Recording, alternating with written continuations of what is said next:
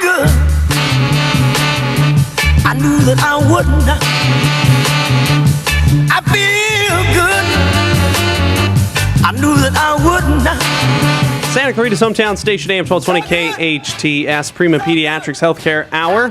PrimaPediatrics.net for more information, or give them a call, 424-9000. They're over there via Princessa, right across from Costco, over there in the Canyon Country area.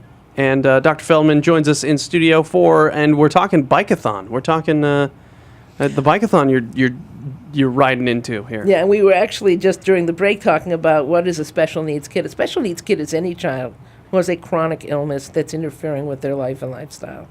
So it can be a kid with cancer. It can be a kid with autoimmune disease. It can be a child with developmental disabilities. It could be any and all of the above. If a child has got a chronic illness that affects their life and lifestyle, then they have a special need. And why do special needs instead of all kids? Because you got to choose something. Well, yeah, that's true. Plus, also, the fact is that the focus of my personal portion of the practice is on special needs, because that's where my area of expertise is. Yeah. So it made sense. But the other part of it is in terms of health, and this, it makes sense for all of us and all of our kids, is that, obesity is now being labeled since 2013 as a disease. Yeah. And obesity itself is not a disease. But boy, does it cause disease. Yeah. That's the problem. I don't agree that it's a disease. It's a disorder. It's something you can control, but God knows it's really hard to control it. Yeah. And here is the pot calling the kettle black. I myself have had a tremendous struggle with it in the last few years. When I was younger, up until my late 40s, I was always petite, thin, size 6, size 8. I was always in good health. I build muscle easily. I was generally a very healthy person. But since I developed hypothyroidism, and then all the other things that go with it, and I have rheumatoid arthritis, things have changed. And here's the deal, and this is what people don't realize about obesity. It in itself is not a disease, but increased fat in the body, when you become obese, it causes a whole series of biochemical changes. First things first, it gets your liver. Your liver fills up with the extra fat. So you get fatty liver. So your liver enzymes get elevated. The liver doesn't store glycogen as well because it's filling up with fat instead. So without the decent glycogen stores, so it causes a problem with your blood sugars. Your blood sugars then cause insulin to increase. So you get hyperinsulinism. The insulin increases. When the insulin increases, then you become more and more resistant. And of course, you now have more fat cells, and those are insulin resistant. Great. So you need to do more and more insulin. Guess what happens? You get diabetes.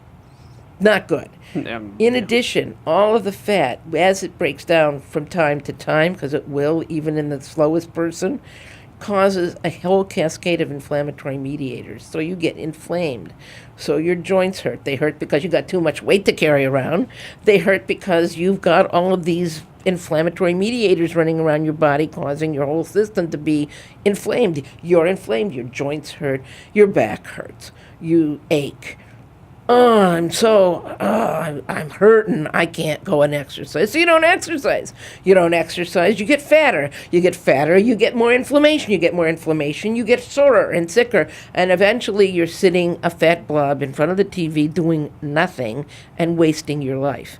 And eventually, because of all of that, you die. And in addition, by the way, the inflammatory mediators also get to your brain. So those people who are obese actually have a higher incidence of earlier onset of Alzheimer's disease. I did not know that. Yeah. Wow. So no matter what you do, if you're fat, you are killing yourself. Yeah. Oh, it also gives you high blood pressure. So in my case, my rheumatoid arthritis was flaring, or it has been flaring.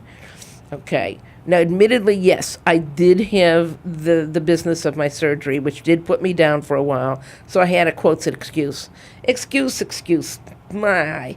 I can use every excuse in the book just like everybody else can. It's a bunch of baloney, That's not, in the beginning, yeah, when you're really aching and you're post-op, okay, that's reasonable. But afterwards, don't give me that.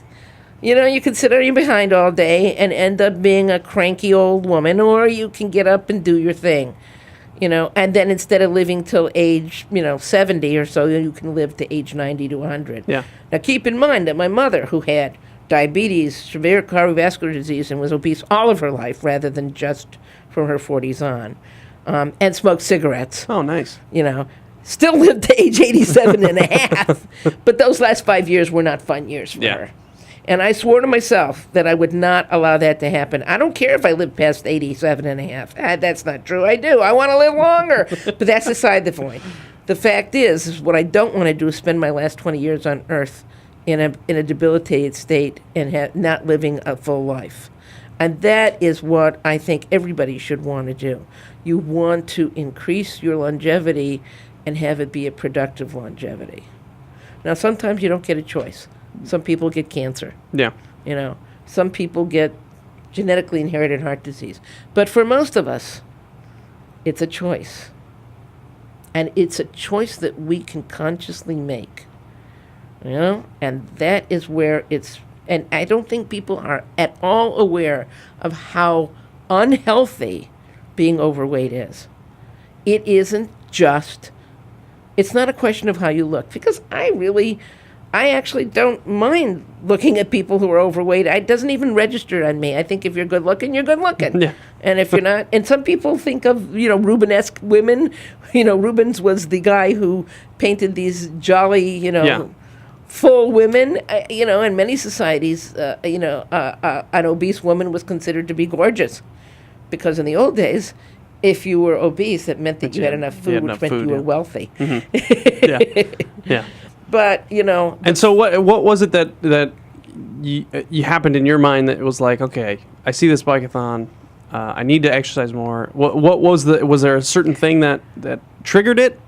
Well, I looked into it because I've always loved to do bike-a-thons. It's been a few years. And now that my back hasn't hurt at all anymore, I'm thinking, well, maybe I could do it. And I thought maybe it would be like, a 20-mile bike ride or something like that, No. And then when I looked, I said, oh, my God. But then they called me back because I'd indicated an interest. And then as we talked, he was saying, look, these are not super athletes. These are women just like you. Who, and we were talking back and forth, and I know about the struggle I've been having, and especially so in the last few weeks, and I thought, something just, I said, and it's for such a good cause, and I thought, I don't know, it means that I'd have to train at least an hour a day. How can I do that? Where do I have the time? Well, I could get up at 6 an hour a day, and then come back and shower and change and go to work. Yeah, I could do. How the hell am I going to drag out of bed at 6? You did when you were younger, didn't you? Yeah, I did. Okay, so just do it. And I just suddenly said, if I don't do this, I'm going to be stuck where I am. I got to do something. And there it is. All right. We'll talk more about this. We got to take a quick break. Okay. A bike-a-thon, staying healthy, giving you some facts about obesity and stuff like that. We kind of transform the show to that. So we'll talk more about this with Dr. Feldman on the Prima Pediatrics Healthcare Hour on AM 1220 KHTS.